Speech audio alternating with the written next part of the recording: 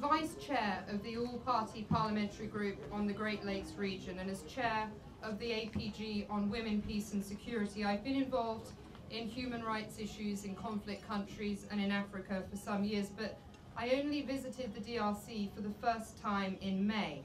And this gave me the opportunity to just completely fall in love with the country and the people.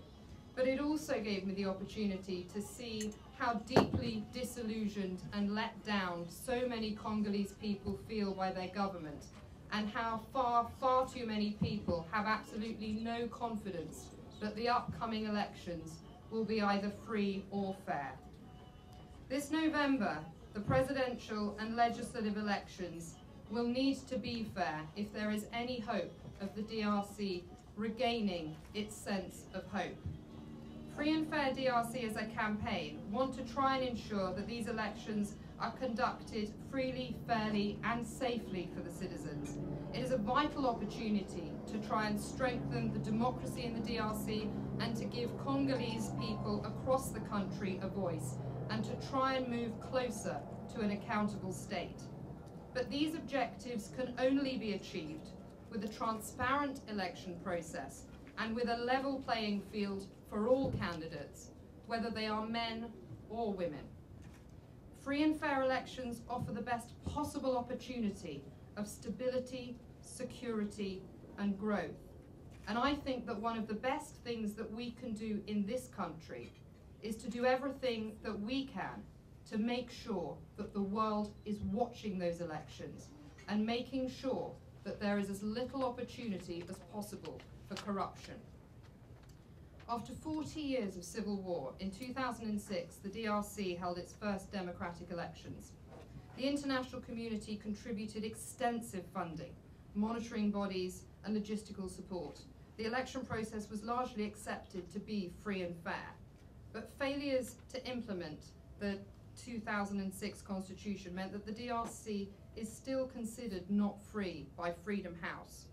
It means that the DRC remains the second poorest country in the world. It means that 7 out of 10 people in rural areas do not have clean drinking water. It means that 1 in 3 children under 5 are severely malnourished. Now, international aid can help to alleviate this, but sustainable development is needed in order to raise people out of poverty in a long-term way. DRC boasts some of the largest mineral reserves in the world. This should bring foreign investment flooding in. This should create jobs and opportunities for local Congolese people, and this should keep jobs and opportunities for Congolese people.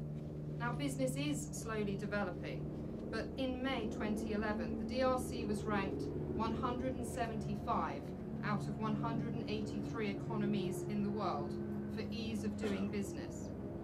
Where foreign businesses do invest, corruption and poor governance prevent this from having a positive impact on the local economies.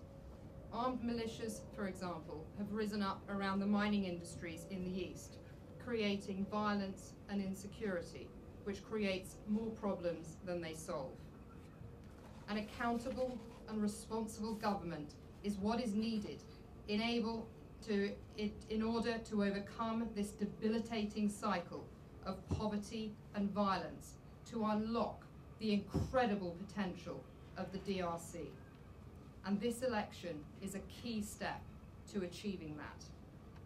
Now, the Free and Fair DRC campaign's goal is to ensure that the considerable funds which are already being contributed by the international community are being used as effectively as possible to deliver a transparent election process with a level playing field for all candidates, whether they are men or women. But in order to achieve that goal, they need to work with civil society groups and other stakeholders to draw international attention to the election process, with a focus in particular on ensuring that there are sufficient numbers of observers, both international and domestic, in order to monitor that vote. Now, there will be a website that is up and running, and this tonight is just the beginning of that campaign. And there are many of you here tonight who have done much in this country already to draw attention to the plight of so many in the DRC. But I ask you all to do your bit, to continue this campaign and to spread the word that we all need to pay attention to the elections in the DRC. Tell your friends about this campaign.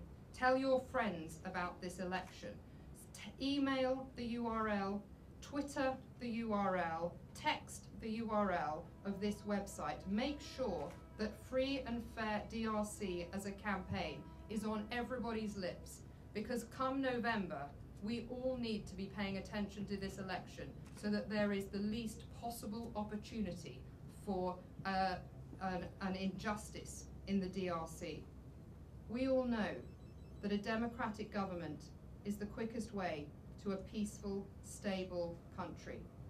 DRC has been to hell and back again. The people that I met when I was there in May have been through hell and back again. Let this election be the first time in which they see their expectations changed, in which they see that there is hope, in which they see that their country will return to a peaceful, prosperous nation in which they can again trust.